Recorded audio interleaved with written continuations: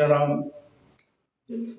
કિલ્લા પાર્ટીના અંદર હાઈવે પર ધીરુભાઈ સત્સંગ હોલમાં અમારા આશિષ ગુરુભાઈ દેસાઈ દ્વારા આયોજિત શ્રીમદ ભાગવત કથાનું આજે મંગલાચરણ થાય છે.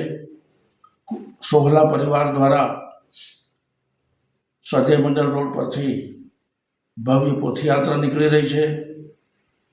આ ભાગવત કથાની અંદર અમારા અજયભાઈ શાહ સહિત સૌ સેવાભાવી ભાઈ બહેનો જોડાયા છે. દરરોજ સાંજે મહાપ્રસાદની વ્યવસ્થા રાખવામાં આવી છે.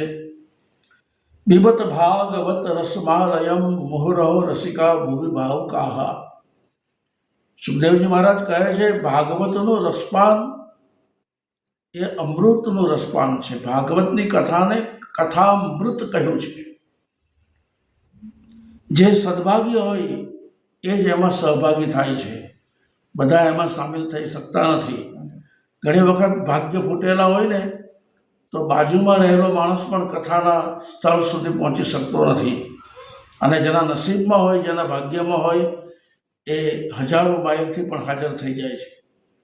આ ભાગવતની કથા અધિક પુરુષોત્તમ માસની અંદર જ્યારે અહીંયા થઈ રહી છે ત્યારે ખરેખર ભગવાનની ખૂબ કૃપા વરસી રહી છે એવું સિદ્ધ થાય છે. ભગવત કથાની અંદર દરરોજ જે ઉત્સવ આવશે એ ઉત્સવ પણ ખૂબ ધામધૂમથી ઉજવવામાં આવશે.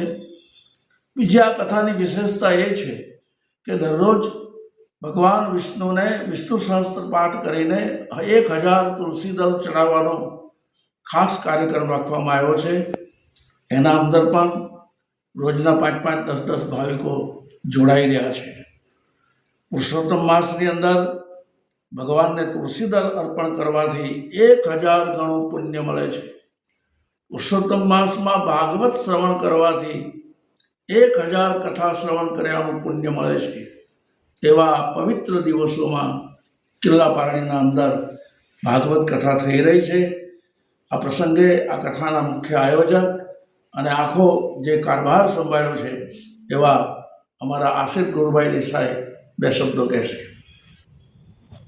પારડી ધીરુભાઈ સત્સંગ હોલમાં પરમ પૂજ્ય કથાકાર શ્રી પ્રફુલભાઈ શુક્લાના મુખે જે શ્રીમદ ભાગવત કથાનું આયોજન થઈ રહ્યું છે, આજથી શરૂ થઈ રહી છે. સૌ પારડીની જનતાને આજુબાજુને કથામાં પધારવા માટે વિનંતી છે અને મહાપ્રસાદનું પણ ભવ્ય આયોજન કરવામાં આવ્યું છે. માટે આપ સૌને પધારવા માટે અમારું હાર્દિક આમંત્રણ છે.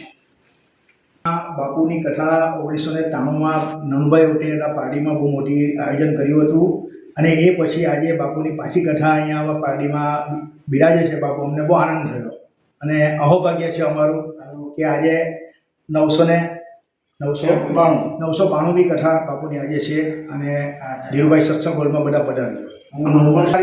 ઉમરસાડીમાં મેં બાપુની 4 એપ્રિલ 2009માં મેં ભગવત કથાની અંદર ચેન સ્મોકર સિગરેટ નો હતો. મેં ચેન ચેલા સિગરેટ છોડી છે આ કથાની અંદર. એ હું એવો માણસ છું કે જે બાપુની કથામાં મેં સિગરેટ છોડી દીધી છે અને નિર્વ્યસની બની ગયો છું. તો આ કથામાં લોકો નિર્વ્યસની બનજો અને પ્રભુમય બનજો. બસ બીજું કંઈ નથી. જય સિયારામ.